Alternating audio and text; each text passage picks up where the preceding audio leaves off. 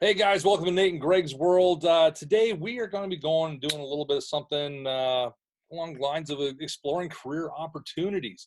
On the line with us here over Zoom, we have a friend of ours there, Bruce Outridge there, who has had such a diverse background in pretty much everything.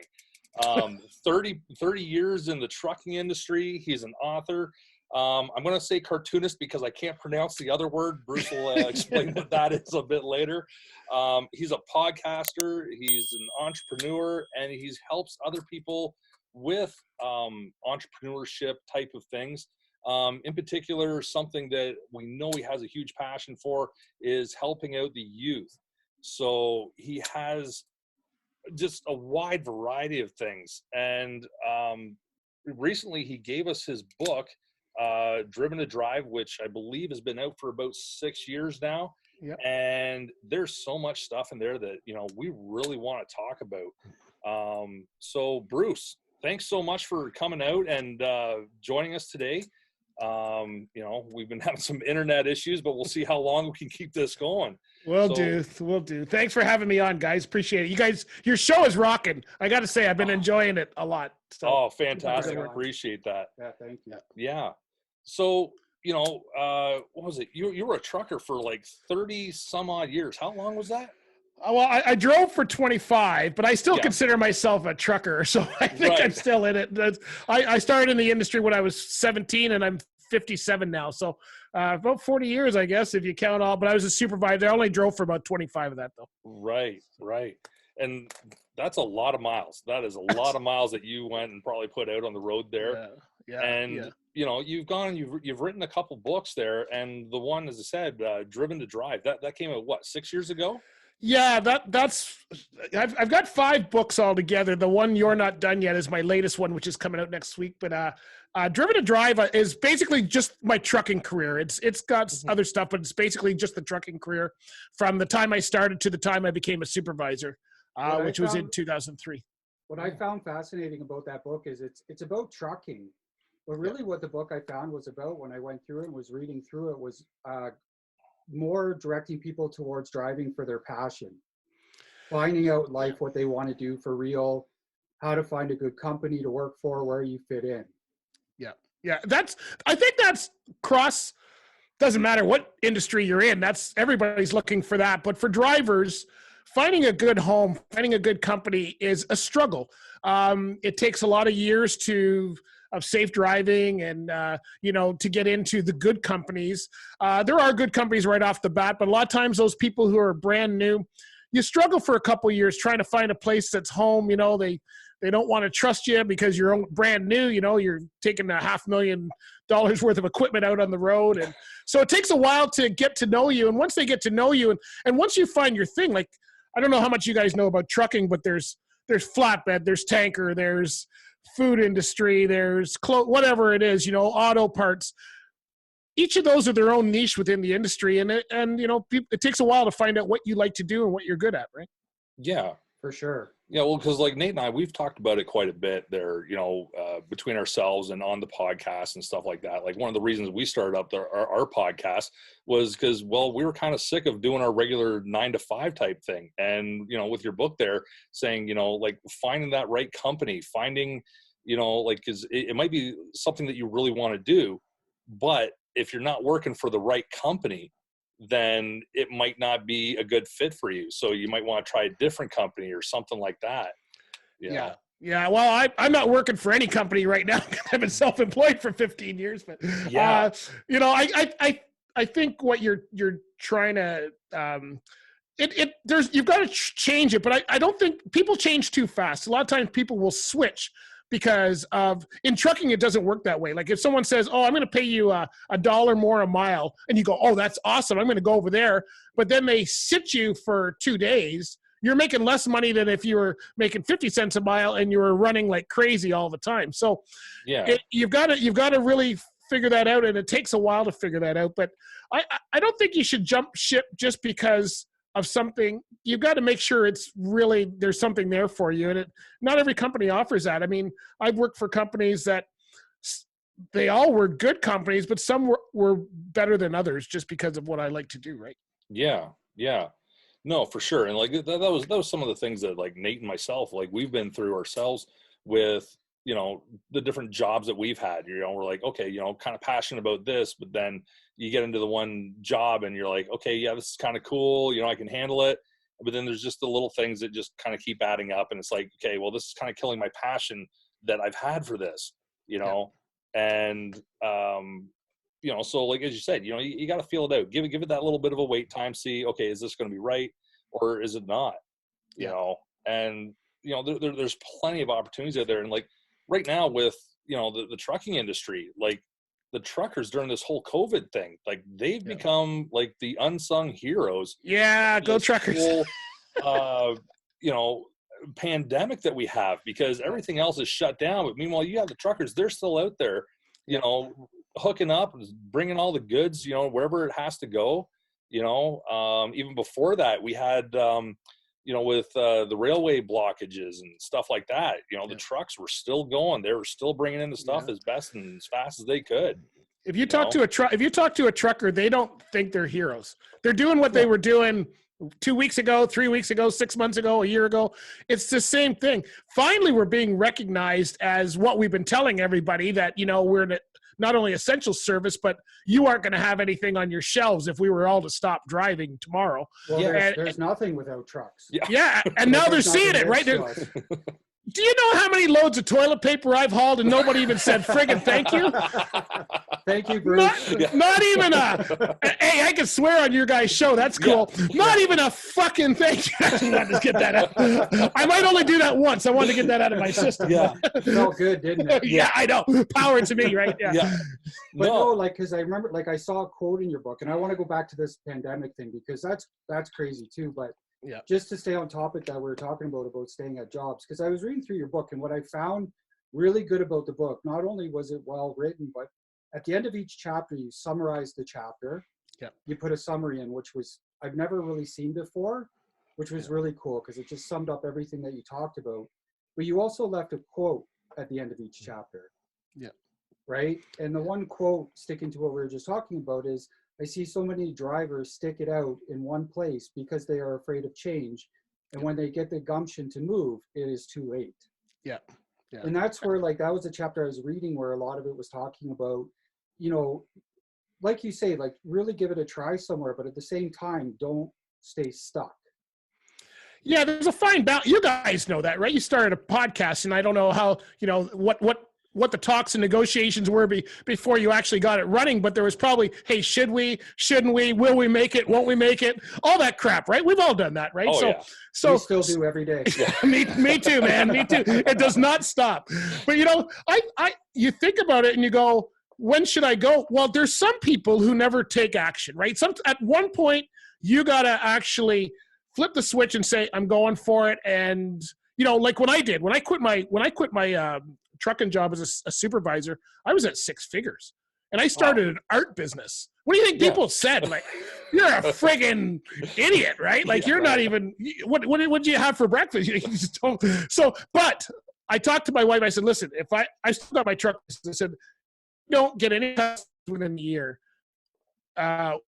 We will not have to sell the house. I promise I will go back trucking. And it's been, I think we're at 15 years now since that happened. That was at the end of 2006 that I left my job. So, was that the best way to do it? No. Was that what I suggest for people? No, but that's what you have to do. Sometimes that's what you have to do to kick yourself in the butt. And I think I would have been dead if I was at that job, and it was a great job. It wasn't a bad job. It's just, I was having health problems, issues with the team, all that kind of stuff, that I think if I was to stick that out for another 15, 20 years, I'd probably be in the grave right now. I probably wouldn't even be sitting here talking with you guys. Oh, for sure. Yeah, for sure. And as we said, you have it highly related to the trucking industry because of the book and all this good stuff, but really, it really expands on to every single job. And I would recommend people that aren't even in the trucking industry to read this book, just to put it in perspective, and then bring it back to their own lives,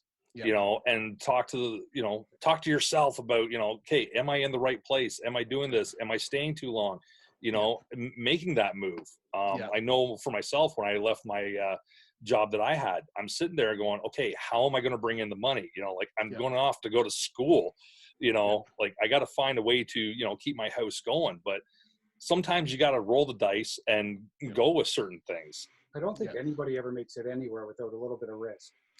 No, well, you could do that forever, right? How many people you know that start a business and they've been doing it for 30 years? They've never actually got it to full time because they've always had this comfortable. And I'm not telling anybody to quit their jobs by any means. That's not what I am. Everybody quit their 9 to 5. All right, let's go for it.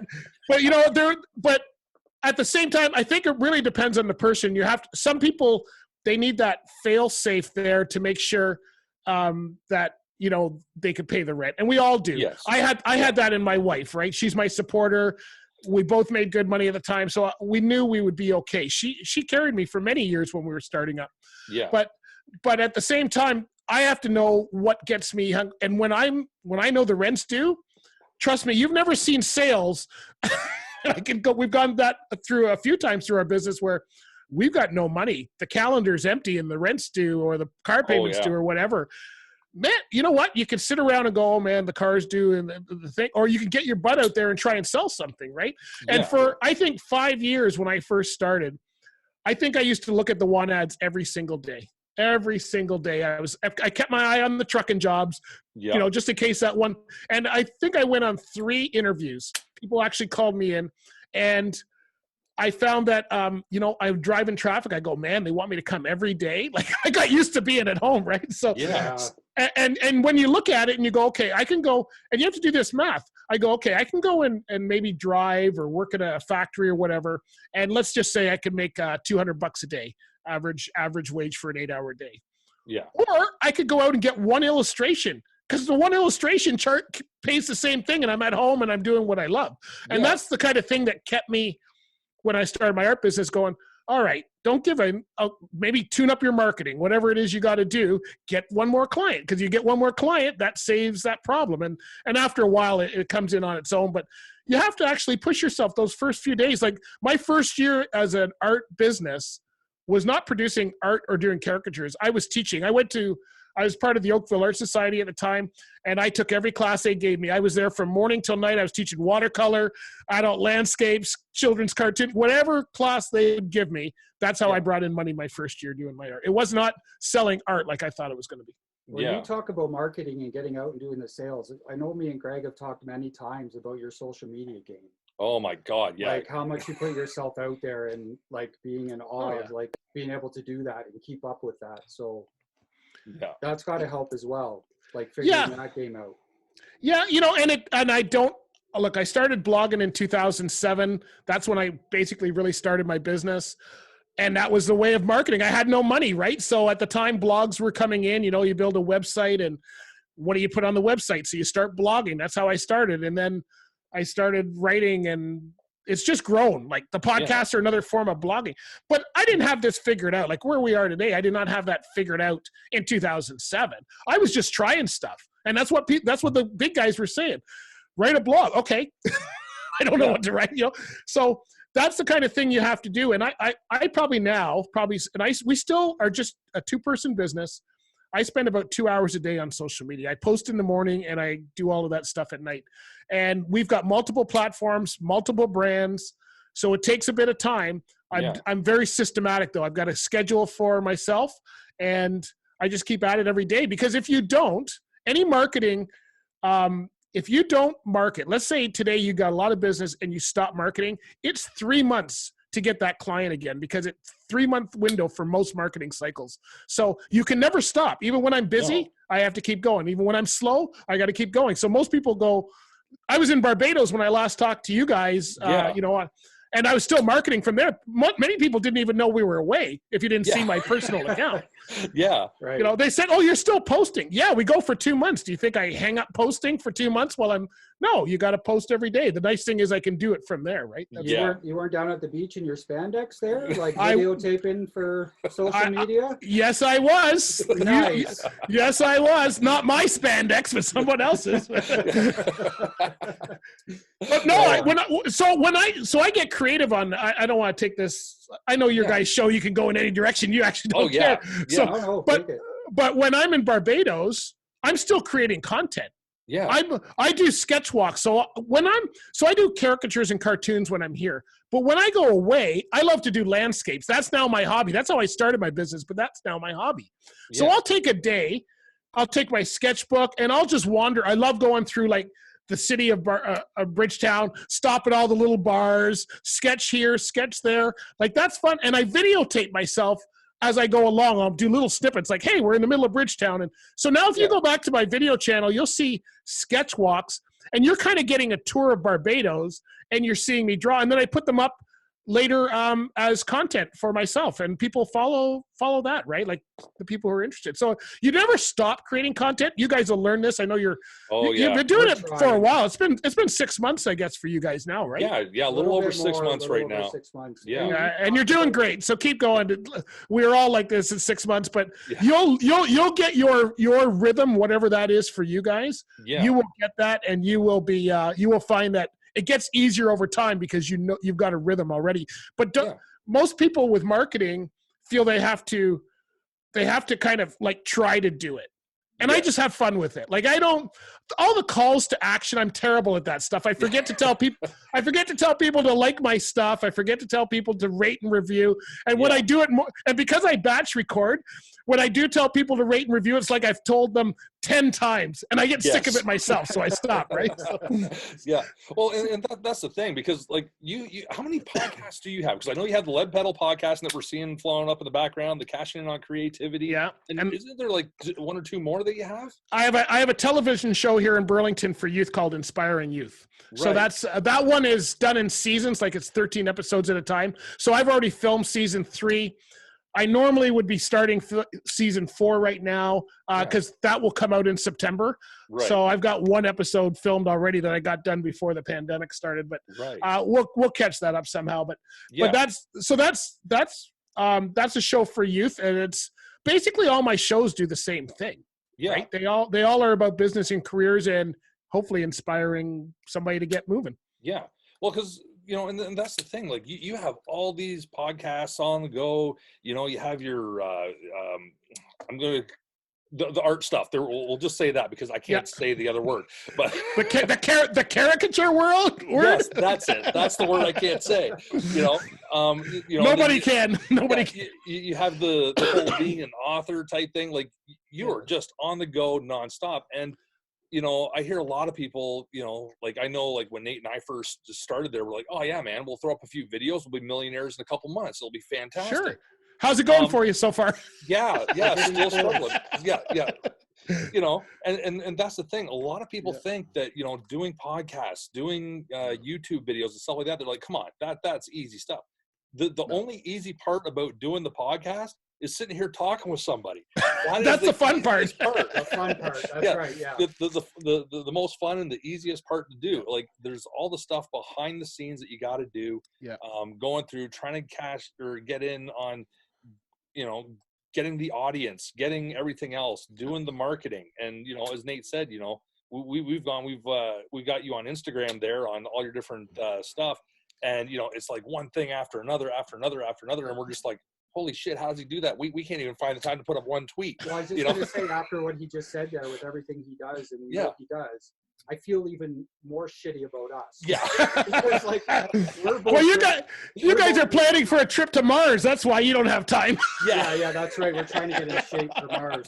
Elon Musk is waiting. That's right. But no, honestly, like, we've talked a million times about upping our social media game. I know, like, our podcast, we're trying to put it out there, and we're like, whoever sees it, but we're not doing the marketing or, advertising it to people to try to grow. But we're trying to get into that now, right? Yeah. We're realizing that that's important. Like, we need to reach out. We need to find new audiences, find new people. But I don't know, like, what do you find to be the most successful way for you to find your audience? Well, I don't pay for any traffic. So all those things about Facebook ads, I've probably thrown over the years, I've probably thrown a total of $500 at Facebook. Zuckerberg does not need any more of my money. He's got an island. He's got all kinds of crap. So he doesn't friggin' need any more. Yeah. But to be honest with you, so and guys, it never stops because I'm the same way, right? I look at other people's number and I go, how'd they get to 10,000 followers? Like, you know, and then you look at their stuff and I ate toast for breakfast. I do that every friggin' day and nobody thanks me for that. That's the confusing part, right? Yeah. So it's stupid, right? So what I do is I just do what works for me. Yeah. I promote other people because I like to see other people, you know, grow and succeed. I show what I'm doing because we're putting content out all the time. So I'm always putting that out, but I'm not afraid. I tell my wife, I have to be honest now. Like, you would find me in 5 minutes, one Google search and you would bing, there's Bruce.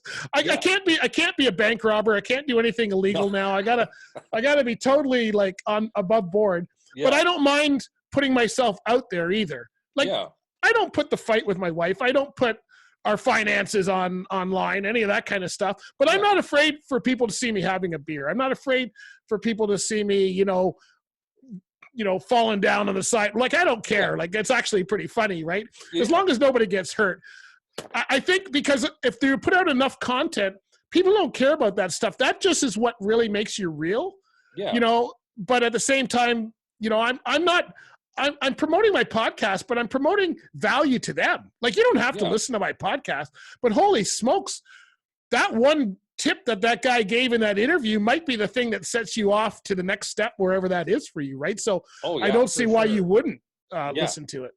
Yeah, no. And it's, you know, it is a struggle. It is a struggle for sure. You know, like, we know we're getting there. It's going to take us time, you know, and, you know, just looking at everything that you do, like, you know, you have the podcasting stuff, you have your cartoon art stuff, you know, that word.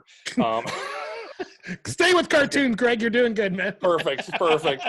You know, you have your little TV series there with the Inspiring Youth, which is absolutely fantastic. And I know one of the last times we talked with you, you know, the Inspiring Youth, that seemed to be like your huge passion. That's what you really wanted to do.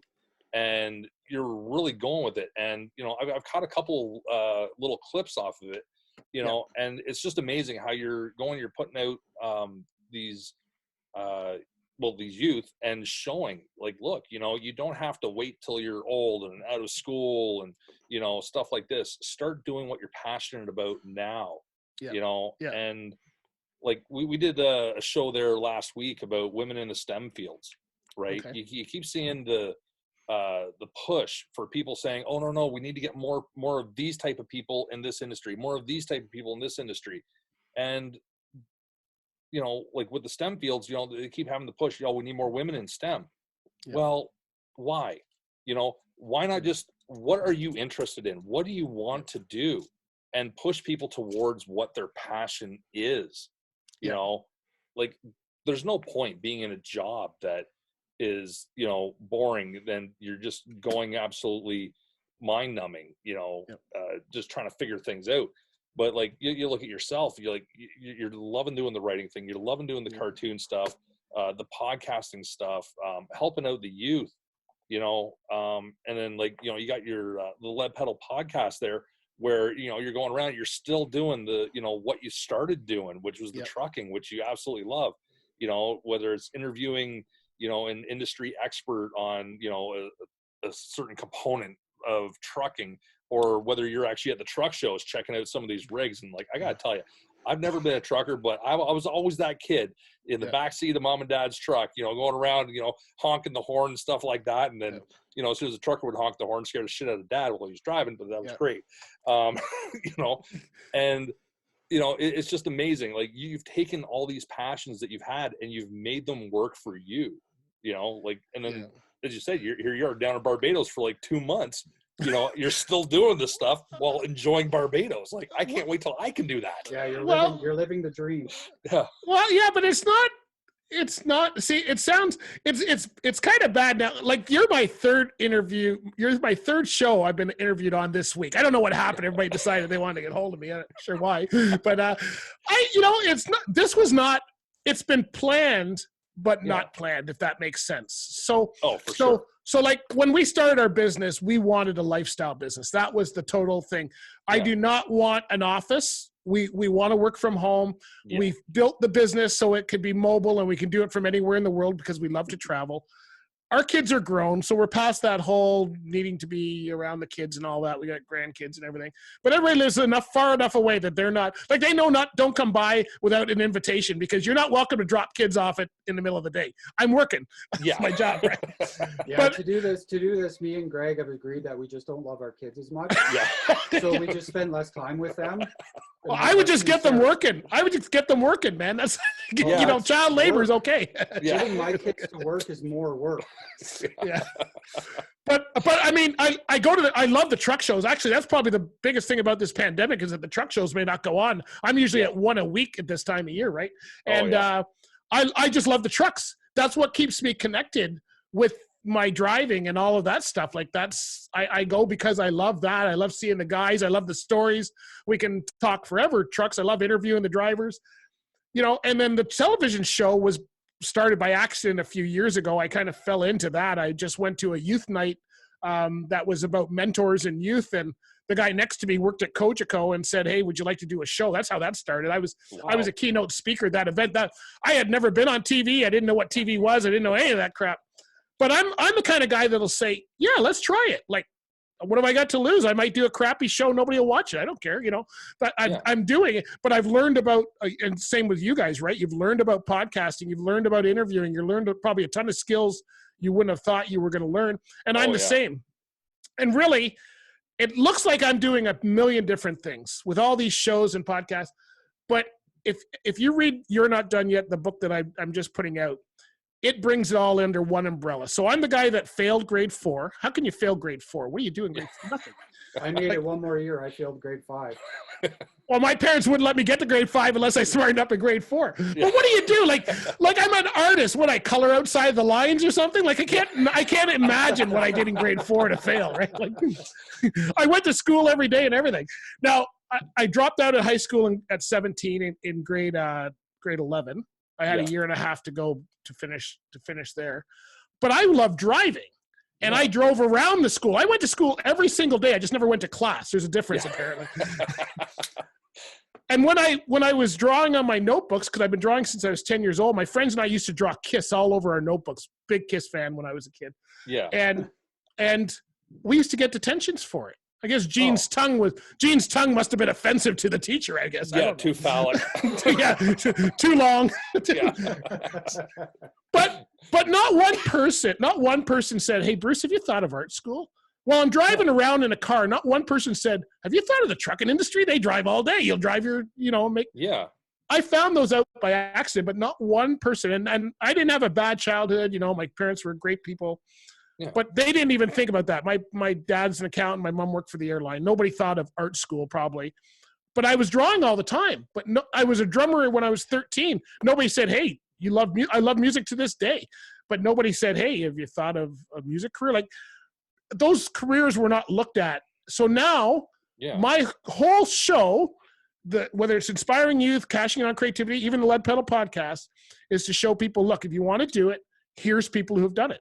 Because instead of telling me to get a real job, which is how I got the trucking job, what if that teacher said, "Go find me 5 artists that are actually making a living doing this and what they do"? And I probably would have found people like Norman Rockwell and Frank Frazetta and a lot of these artists that are my heroes today. Yeah. If they had said that, and then they would have said, "Okay, how did they build their business?" Like that's really all you had to say to inspire somebody to. So my whole inspiring youth was so they can see somebody their age that's doing something, whether it's being ambitious or doing something that they want to do, and go, "There's somebody who's done it." Yeah. I'm not saying it's easy, but there's somebody who's done it. You want to start a podcast? Here's someone who's done it. You want to be a musician? Here's I have people on my show like Rich Redmond. He's the drummer for Jason Aldean. You think I'm busy? Go visit richredmond.com. Go visit his website. That guy's got, I don't know how many podcasts. He's an actor. He's a musician full-time, does drum clinics, everything. Like, it's just insane. But everybody's that like that are doing things that they like to do.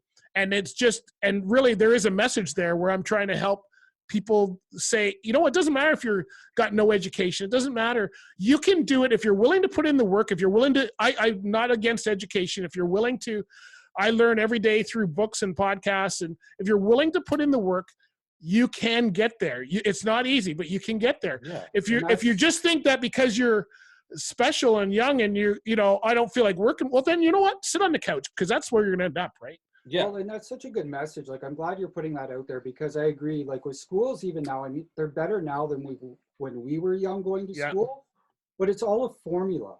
Yeah. They teach you the formula. They push the formula that you got to get good grades, and then you got to go to university or college. Yep. These are the jobs that are possible. Don't think outside of these jobs, because that's not reality.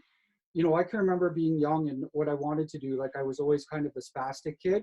Yep. And I always looked into acting. I always wanted to be an actor.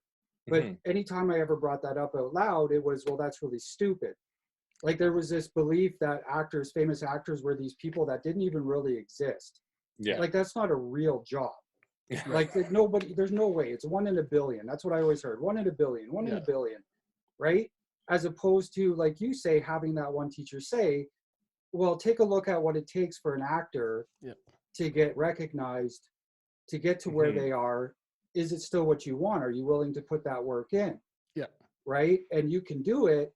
You could work your whole life and maybe you'll never get there, but there is a possibility. Yeah. Right? Yeah. But I think schools even now shut that down. Yeah. It's all this formula. Fuck you got to go to university, you got to go to college. Well, guess what? I know a lot of people with BAs from university that are waiting tables because there's no jobs. Yeah. Yeah. Right. Yeah. Or they and can't find a job in their field, or they're going back to college for hands-on stuff so they can get a job. Yeah. Yeah. It's really bad because they still have that issue with it. And, my son is a perfect example of this. I'm so proud of what he's doing, but he started a podcast 2 years. I guess it was 2 years. It'd be 2 years now when he started October 2018. So he's always had a love of sports, always played hockey, football, all of that stuff, but never passed kind of, the men's league. He got kind of semi-pro, I guess. I don't know what you call that league, but never picked up by the scouts or whatever. But he was good, but he's always had a passion for sports. So, he says, oh, I want to be a football player. Well, that's fine, but you're not playing football right now. You're just wishing. And then he got into podcasting, and he started a podcast up. He started looking at podcasting. He looked at what I was doing. And I said, why don't you start one up on sports? And he started one up called Junior Hockey Talk. And I said, and he was actually he was writing articles for the Leafs Convo, which is a guy who's got a podcast about the Leafs. And there's another one, the Saints Down. He was writing about football and all that. And I said, why don't you do something on junior hockey? Like, why don't you just, those kids, man, you got 20 kids who would love to have their name on anything, So he started focusing on that and then I had one of my former clients who has he's the Hamilton Kill TVs, phoned me up, said, Bruce, I'd like to advertise in your podcast. I said, well, I got a trucking podcast and an art podcast. You got a hockey team. I don't see a fit here, even in my mind. Yeah. But I said, my son wants to start something, and that would be a perfect fit. So they kind of connected, and he promoted them for a year. Well, since he started that, so October 2018, he started that.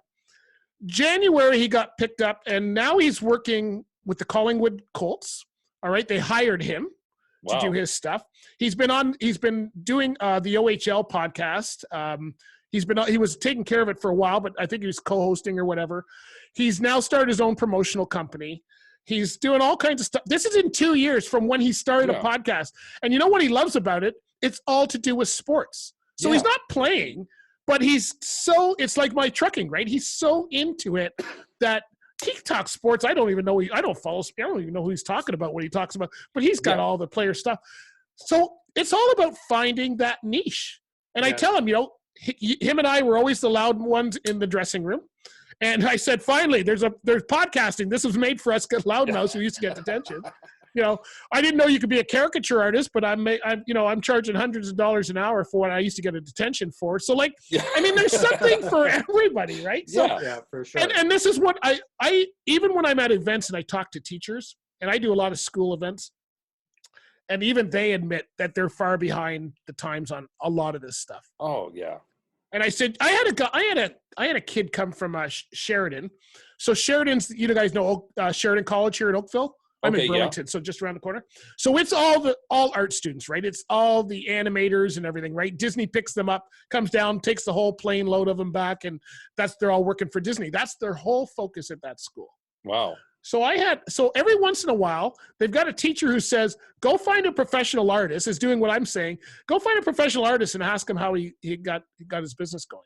Yeah. So I've done this a couple times. So the last time was a guy, I knew the guy's dad, so his dad connected with me, came over and he said, I said, okay, so tell me, so his drawing, he can draw, but he needed some work, but that's fine. That can happen. So he's in college, and he says, I said, what do you want to do? He says, I want to do animation.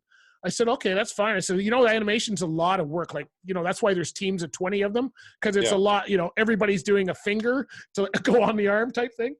And he said, but I don't really want to do that. He said, I'm starting a YouTube channel. I just want to come up with the ideas. So talk about putting the cart before the horse. Yeah. I just want the YouTube channel. Like, this was his whole focus. He says, what video should I put up next? I go, none. Yeah. Like, that's not where you should be starting. Like he, I said, improve your drawing, because until you improve your drawing, nobody's going to hire you anyway. Yeah. And he was worried about copywriting his ideas and all of that. And I go, no, this isn't what you should be worried about. Forget the ideas, or else put them into an idea until it's produced into an animation or something. Is still an idea. It's not copyrightable. You can only copyright something that's actually been created. So I said, you're worried about stuff that is going to come later on in your career, and you're trying to do it now while you're still in college with no clients, no business. Like, learn the business, learn whatever it is that you like to do, get good at something, and then you can get into all of that stuff. So a lot of kids still have it wrong, I find, because they see what's going on YouTube and all of this, right? You're going to be YouTube stars. That's it. Yeah. And that's the thing. Some of the ones that have got really big, really quick, like these kids that are like 20, 21 and stuff like this, and here they are, multi-millionaires and stuff. Yeah. That's just because they happen to hit the right niche. They found this one thing that all of a sudden everybody wanted to see. Like, there's all those YouTubers that are out there, doing the Twitch thing, where it's like, here, watch me play video games. Yeah. I couldn't sit there and watch my buddy play 5 minutes of a video game, but there's kids lined up all over the place to watch these people play video games. Yeah. And these guys are making millions of dollars doing it. So sometimes there is that little bit of luck, and finding that right niche. But even some of them, like, they've been on YouTube since it started. Yeah. And they were put years in, 5 or 6 years. Yeah. Like, I know, I think it's Mr. Beast, who's like really big.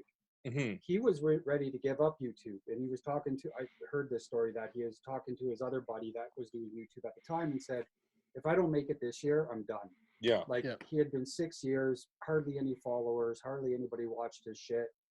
And that year, his buddy kind of helped him tweak it a little bit. And now, like, look at him. Oh, yeah. Like, he's making, $26 million a year doing it. He's, all this crazy shit, right? So sometimes, like, kids, I think a lot of it is that they want it now.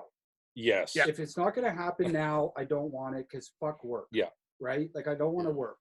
But the other part of it is that they don't see a lot of these people all the time they put in the background to get to where they are. They think it just magically happened. Like, they were sitting at a diner and somebody walked in and said, hey, you're the one, right? Which diner is that, Nate? Can I go there? Well, if you ever find it, let me know. Yeah, we'll go for a dinner date. But, like, going back to, like, the teachers in the school and stuff like this, like, I was talking to somebody yesterday, and when I was in school, I was really, really good at math. Don't ask me to add or subtract fractions right now, but back in school, like, there was the quadratic equation. I could do that in my head, no problem. It was super easy for me. I don't even know what you just said. I know, crazy, right? But the thing is I don't think since school I have ever used the quadratic equation or anything like that, And I really think, and I was talking to this person, and they're like, yeah, that makes complete sense. So maybe it's just them and I that think this, but, you have, your English classes, you have your math classes, right? And stuff like that. Well, instead of actually having these core subjects of, well, you need to learn this math with all these different formulas and stuff like this that 95% of you in this class will never, ever use again. Yep. What are you passionate about? Well, myself, it was machine shop at the time, right? Yep. I was very, very passionate about machine shop. Cool. Well, let's take you into machine shop. And now we're going to teach you every single formula for math that you need to use for machining. Like, I learned more math in the machine shop than I actually did in core math. And I think if schools actually went that way and taught them stuff like, let's look at fucking English class, like reading all Shakespeare stuff. What the fuck? I still yet to figure out what reading Shakespeare has to do with learning common English nowadays. Yeah. Well, the funny thing, you're so right. But what they should be teaching them is, when have you seen a budgeting class? Like, that's something you'll use every day, right? How to do a budget. Home ec used to be the class. None of the guys took home ec unless you had a girl you were trying to chase in home ec. But nobody took home ec because we all thought it was aprons. But man, if you live on your own, home ec should be a mandatory class, right? So you can cook a chicken, iron your shirt, any of those basics, right? Yeah. So like, that's exactly what it should be doing. I didn't know geography until I started driving a truck. You know how fast I learned geography? Like, first trip. Okay, now I understand. Exactly. Now I get it. Yeah. Well, even just going around town, like I used to deliver pizza for a while. People be like, oh yeah, I live over on this street, and I'm like, where the fuck is that? And they go and they give me like reference points. And I'm like, okay, I think I know where that is. But then after driving pizza for a year, you just tell me, oh well, I'm on this street here. Okay, well that's over here in this area here. Yeah, okay, I know exactly where you live. Yeah, this is back before Google Maps. Yeah. Well, in trucking, we hate them, eh? Google. Yeah, kids listening are like, what are you talking about? Well, I tell you, in trucking, we hated GPS. GPS are the worst. Like, that just killed our industry. We all learned how to read a map. And there's actually, I don't know how much you guys know about the U.S., but the interstate system in the U.S. is mathematically set out for a reason. Like, there's a reason that Interstate 10 is where it is, and Interstate 20 is where it is, and Interstate 90 is where it is. They're all like that. Anything it runs even, runs, across the country, and anything odd runs north and south. And when you learn that as a trucker, you learn the system and you learn the mile markers.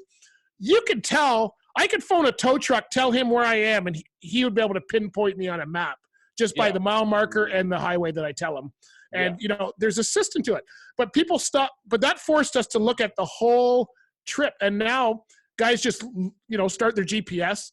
They drive and the GPS says you're at the border. The guy goes, I didn't want to go. There's a border? I have no paperwork, so we're struggling with that, right? Like, I can remember as a kid learning to read a map. Yeah. But they don't do that with kids anymore. Like, if GPS goes to crap. Yeah. Oh yeah. Like, the kids are like, this generation is screwed. Oh, completely. They'll never know how to get anywhere. Right. Like, my kids have never looked at an actual map. No.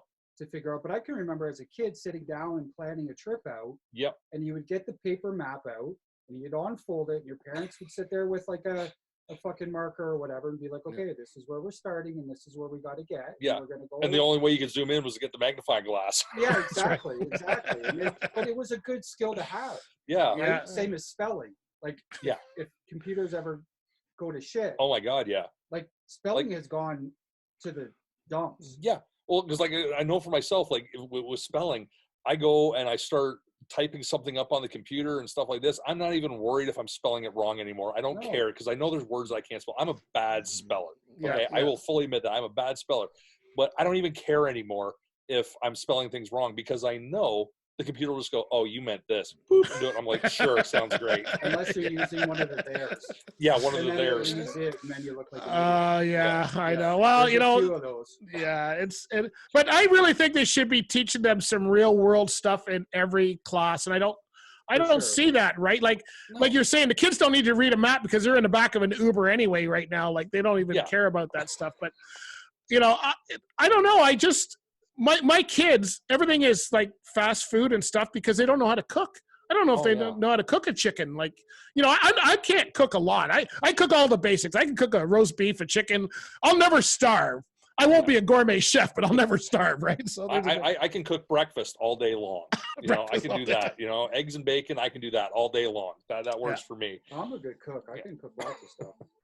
I signed up for that all recipes thing, man. I every once in a while I get on my gourmet hat and there's chicken with lime on it as opposed to chicken with no lime on it. Awesome. You can't follow recipes.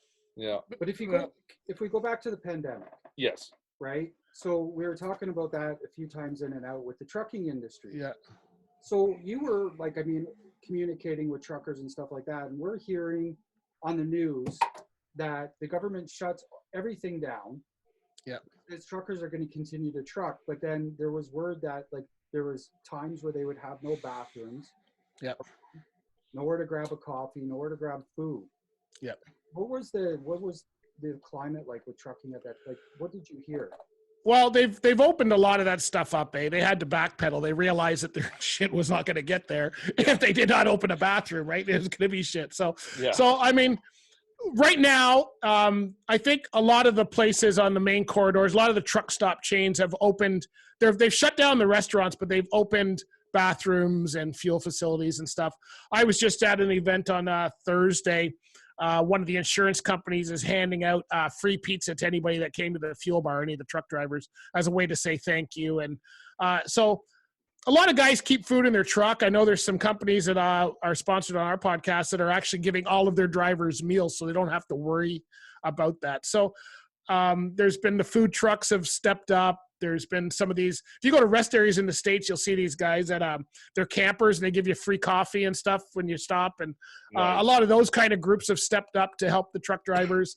I know they've put in some washrooms. It's still it's a challenge at the your shippers or receivers because they don't really want you going into the building. That was a problem before. And that's the one thing I like about this pandemic. I got to tell you, I was listening to your show this morning about the pandemic. I don't think that was your latest one, but I don't listen to shows in order. That's my problem. But I just pick one. I pick one. I don't subscribe to podcasts other than my two. Yeah. The way I choose podcasts is I listen to podcasts every day. Like I usually listen to 3 shows per day. Yeah. But I always choose what I'm trying to learn that day. So if I'm trying to learn a lot from ours. Yeah. Well, yours was good. You guys, I don't know if you can realize how good a conversation you guys got going. Every time I listen to your show, I really enjoy it. It's, you guys were talking, it was the pandemic one I was listening to this morning, and you guys were talking about Mars. I forgot them all now, but I had my whole commentary going because I was listening to it on my walk this morning, right? But it was, interesting what you guys were saying, and your take was on it was good. You're talking about the conspiracy theories and all that kind of stuff. So, I mean, I think the pandemic's going to make us all kind of think twice. My take. Okay, I got to add my take on your conversation from a show that you probably did 3 weeks ago. But my take is, and I'm not going to get religious because I'm not really a religious guy, but I do believe in a higher power.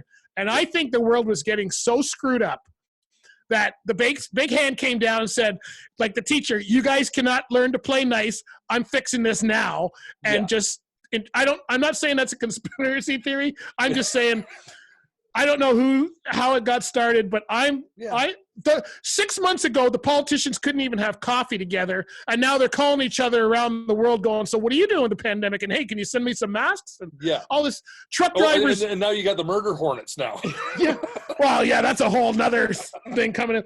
Truck drivers were idiots. 3 weeks ago, we were all idiots. Now we're heroes. Nurses have been doing the same job forever, for sure. And now they're heroes. Those PSW workers, why are they going to 2 different places? Why are they paid such crap if they're that important to our survival for our loved ones? Like that's always the way it's been, right? I mean, look at the environment. Underpaid people that should be earning a lot more. Yeah. Have a lot more respect for what they do. Look at the environment, right? Since the pandemic, the environment's starting to actually rehabilitate. We were losing all of our oceans and everything, and all about plastics and all of that. Apparently, straws aren't a problem if nobody's going out. That solved this problem, And it all, I don't know about you guys, but I mean, it made me look at my finances twice. It made me look at my business and go, oh man, I am glad that I have a podcast and stuff to work on. Many of my artist friends who were just doing events are doing nothing. They're like nothing, right? Well, so it also makes you reflect, like you're talking about your podcast, and you're not trucking, like driving. Yeah. And it makes you, like, when you get to a point like this is a time I think that people need to look at what they're doing in their life and maybe reevaluate. Yeah. Like I know I put out a little write-up on my website that I have for counseling. And it said, the one thing that I really enjoyed seeing is the amount of time that I see moms and dads out with their kids walking around, riding their bicycles, hanging out as families in the front yard. That's something that's completely overlooked, not done when Mhm. things are at the norm, That's right. right? That's right. We forget about all that stuff. We spend very little time with our family. Usually whenever we are spending time with our loved ones, we're talking about finances, issues with the kids, Yep. all the bullshit that stresses us out, right? And Yeah. but this time is, I mean, time to reflect. Like, can you think of a way that you can change your career, your job, the way you work, the way you do things Mhm. that make it better, that make you happier, Yep. right? Well, look at Barbados, right? Yeah. If this pandemic, God, I hope I'm wrong, but let's say this pandemic was to stop traveling tomorrow and we can no longer go to Barbados. Yeah. At least I've been going for 10 years. Yeah. Right. There's people who were saying, you know what, I'm going to wait, and when I retire, I'm going there. Yeah. You know well, what? That's So- always the thing. Wait. Right. Well, I had so many friends. This is why I'm the way I am, because I had so many friends. I had a really good friend that passed away at the age of 60, and he was a driver with me. We were best friends, and that's what he was doing, man. His wife had cancer for her last. She's still traveling. Her cancer's in remission. He died of cancer, and they're a Barbie Ken couple from teenage years. He was waiting to finish, did everything for the family, fixed their cars, the kids, everything, and was waiting. And man, he died a year after he had a pain in his shoulder, thought it was nothing serious. A year later, he's gone. And he was 60 years old. And so. Well, and you hear that story so much. Oh, yeah. Yeah. Which, by the way, you're lucky you came back from Barbados when you did, eh? Because later, you would have been screwed. You would have been stuck there. Oh, Yeah. my God, no. Yeah. I was thinking about that this morning when you guys were talking, because we didn't really hear about it. We got back the beginning of February, like the first week of February is when we came back. We might have heard a little bit, like with Barbados, you're not watching TV, right? We're No. outside drinking. And so I think at the bar, and all the bars, they're really into karaoke down there. So nobody, it's not like here where you go in and you see the news and the football game and all that. They usually are playing like 1980s MTV videos so everybody can sing along to it, right? So that's what they're doing. So I think someone at the bar must have said, I think I heard about it once before we left. Someone said, oh, there's a coronavirus. And you know what we all did? There's probably 4 of us. We all said, man, I'm glad I'm not in Mexico. I knew you get sick on that beer. We looked at our beer. We're all drinking Banks, and we said, we're good. And kept going whatever we're doing, right? That's right. And then even when we came back, my wife and I are watching, and they only had, I think they got up to 80 cases in Barbados. Now, it's a small island, right? But it was brought in by a couple people from the U.S. apparently. And we just kept saying, man, everybody's so full of rum there that any virus just gets killed as soon as it enters your body, right? Yeah, that's right. Yeah. Everybody's pickled. So they're starting to open things up now. I'm hoping things get back, because we really love to go back. And all of our friends, we all bought our tickets. We've all booked our vacations before we left. And I'm hoping we can get back in December. We're kind of watching that now. That's the big thing for us. Yeah, and as you said, like you're down there in Barbados for 2 months. You're still able to do all your podcasting stuff. You're still able there to create all your content. Do everything that you're normally doing, and I think that's just absolutely fantastic. Because that's a career opportunity right there. And right now there's so much focus on especially from some of the big companies. No, you're my employee. You need to be doing this. You need to be doing this. And yes, we agree that, when we go in, we get the job that, yes, this is what I'm going to be doing and stuff like this. But with this pandemic, hopefully people can understand that, look, if I need to spend a day at home working instead of coming into the office, now the employer should be able to go and say, okay, well, it worked before. I don't see why you can't do that now. It would be smart. There's so many things that you could be doing, not at the job site. Do you remember that the teachers were striking over online classes right before we went into the pandemic? Yeah. I told you, it's a hand upstairs, right? Someone said enough of this, I wouldn't suggesting any means we replace. Oh, we're losing them a bit here with the internet. It's okay. No. He had a good point. I hear you. Oh, here we go. Okay, say something first again there, Bruce. Hey, guys, are you still online? Okay. Yeah, there we go. There we go. Okay. Yeah. I heard you fine, but, it's like you were just saying, right, Greg? It's a lot of employers didn't want their people to work from home. Now, I was on LinkedIn this morning, and one of the guys from Shark Tank, Robert, he was saying, man, we've all adjusted to working from home. And I felt like saying, yeah, now you can sell that big office building you got in Markham and move somewhere else, right? But like, I got a feeling this is going to wake a lot of people up to the way things can be done.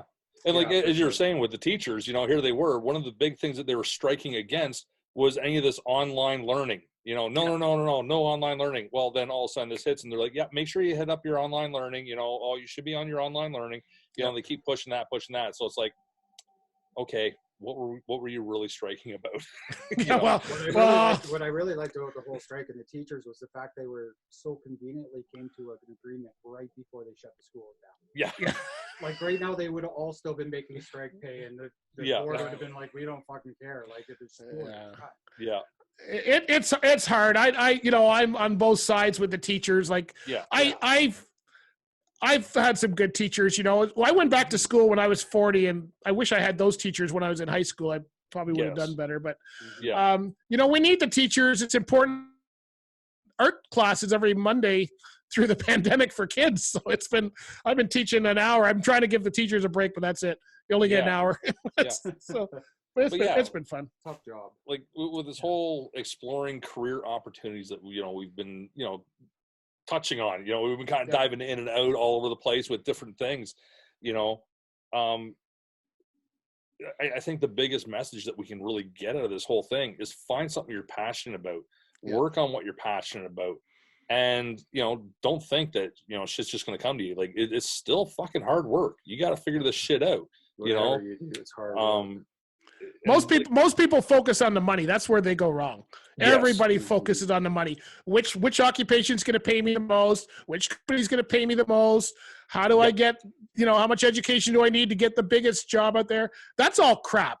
And that's just a hunk of crap that I think, a lot of the universities or somebody must have started. But I'm not, I'm big on education. When I go into schools, especially if I go into a school to speak, I got to watch what I say because I sound like they'll lock me up, but quit school now, do what you like. I'm okay with that, but whatever you do, if you enjoy it, you'll learn from it and you'll learn some skills. Like even if your podcast doesn't work out, you've learned about interviewing and podcasting and all that kind of stuff. And I think if kids focus more on that, what they like to do with a reason, right? So kids go with, well, this is what I want to do. I want to do video games. I'm going, that's fine. But what happens if the video games go down, or what happens if the internet breaks? This is what's going to happen next year. I just want you guys to know, I'm predicting this. The next pandemic will be all the internet goes and we'll have to actually go back to seeing each other in person and stuff. So I can see that going wrong, right? Now that we're all online. Actual maps. now that we're all online, I can see this going that way. Right? I agree. We've talked a lot about that. The only other point that I want to say is the schools with this formula is we hear all the time now that a lot of these jobs in another 10, 20, 30 years are not going to exist anymore. Yeah. Right? Like with all the everything becoming computerized, everything running through this AI system that's coming out. And one of the big ones that they talk about, Bruce, is the trucking industry. That's right. And I'm wondering, do you have any inside information or do you have a belief with that? Because they're saying 15 years from now, there's not going to be a need for truck drivers anymore because like now, even in the US, they're testing these automated trucks that need no driver to take shipments. So done. I mean, he's got their take on it. I don't know if you know Andrew Yang. He's one of the guys running in the presidential election. I think he was the closest. He's got my mindset of how I see it working. So they're not going to take every trucking job away. There's no way that can happen, right? It can't happen. They are going to take away a lot of the jobs that are not specialized. So if you're a truck driver and you're into flatbeds and hauling flatbed, your job's probably safe for quite a long time. If you're hauling van auto parts, from Toronto to Windsor and you never get off the 401 and it's just a van trailer, that's probably going soon. They can get rid of that in a hurry. Right. So I always tell people specialize. But if you look at the way we work, our structure does not. I see the AI stuff going to be more like a call center. So you might have these kids who are really good at gaming, so there is actually a future for them, that are really good at gaming, and they're sitting in a call center, and each of them is operating a truck, virtual reality, let's say. Yeah. And they'll run it from one point to another, and then a truck driver will get it and deliver it in the city. I see that happening. So there's a lot of miles in between that can be taken away from that. But like I say, anybody specialized. If you look at the way the reports go for the way history has happened, some jobs will go away for sure, but there will be other jobs created that we didn't expect. Oh, for sure. And I think that's going to be, so I think everybody will have a job that wants one. I always tell people, keep educating yourself, keep trying new things. Yes. You guys are starting a podcast. Awesome. Because if you weren't, and what you guys were doing, those jobs may go, but now that you're into podcasting, that might keep you around a little longer. That might make you move your profession into a virtual space or something like that. So it's a good idea to keep yourself educated, keep up with technology, keep using it, and keep trying to figure out how to make your life so it's not just in person, but it's online as well, and how you can kind of blend the two. And I think you'll be fairly safe in the future. Right.